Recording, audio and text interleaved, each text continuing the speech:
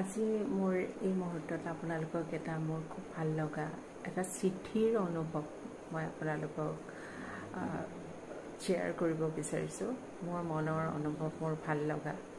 গতিকে বৰ্তমান সময়ৰ কি হৈছে, একদম ইনষ্টাগ্ৰাম, ফেচবুক, হোৱাটছআপ, মেছেঞ্জাৰ ইয়াৰ দিন। গতিকে এটা মেছেজ দিলে হৈ যায়, কিন্তু এখন চিঠি পোৱাটো এই সময়ত বহু দুষ্প্ৰাপ্য, নহয়নে বাৰু? এখন কিয় নহয়, দুখনকৈ চিঠি আজি আমি পাইছোঁ। গতিকে মোৰ ছোৱালীজনীৰ লগৰ এজনী ফ্ৰেণ্ড, তাই পূজাত তিনিচুকীয়ালৈ বুলি আহিলে, তিনিচুকীয়াখন চাম বুলি। গতিকে তাই এসপ্তাহ থাকি কাইলৈ যাবৰ হৈছে।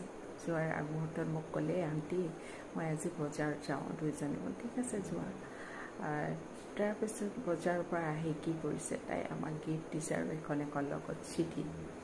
এয়া দিছে দেউতাকক, গুটিৰ দেউতাকক, আৰু এটা পাৰফিউম আৰু এখন চিঠি, আৰু মোক দিছে এখন চিঠি আৰু এটা লিপষ্টিক, যিটো মই লগাই আছোঁ লিপষ্টিকটো, এইটো মেবলিনৰ, আৰু দিছে এযোৰ ফুলি। বহুত ধুনীয়া তাইৰ চইচটো।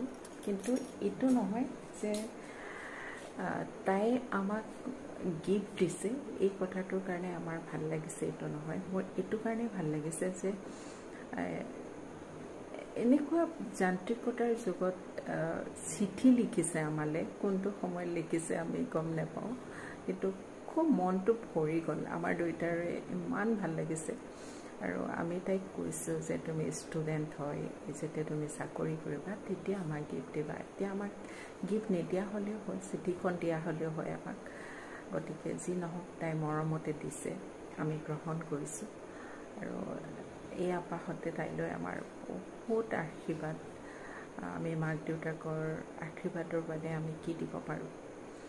গতিকে এনেকুৱা সংস্কাৰী ল'ৰা ছোৱালী পাবলৈ আজিকালি ভাগ্য লাগিব মাক দেউতাকক, হয়নে বাৰু? গতিকে বৰ ভাল লাগিলে মোৰ আজি এই চিঠিৰ অনুভৱটো। গতিকে আমাক তাই হোৱাটছআপতো মোলৈ এটা মেছেজ লিখি দিব পাৰিলেহেঁতেন, বা কিন্তু তাই যে এখন চিঠি লিখিছে, এইটোৱে আমাৰ মাক দেউতাকৰ আজি খুব ভাল লাগিছে। গতিকে দুইজনীৰ উজ্জ্বল ভৱিষ্যত কামনা কৰিলোঁ। সেয়াই আপোনালোকক মোৰ ভাল লগা অনুভৱটো শ্বেয়াৰ কৰিলোঁ। আপোনালোকে বাৰু এনেকৈ চিঠি পাইছেনে নাই কাৰোবাৰ পৰা? কিমান দিন চিঠি পোৱা নাই বাৰু? মই কিন্তু আজি বহুত দিনৰ মূৰত চিঠি পাইছোঁ দেই, সঁচাকৈ বৰ ভাল লাগিলে। গতিকে সেইকাৰণে আপোনালোকক জনালোঁ কথাটো। গতিকে শুভৰাত্ৰি।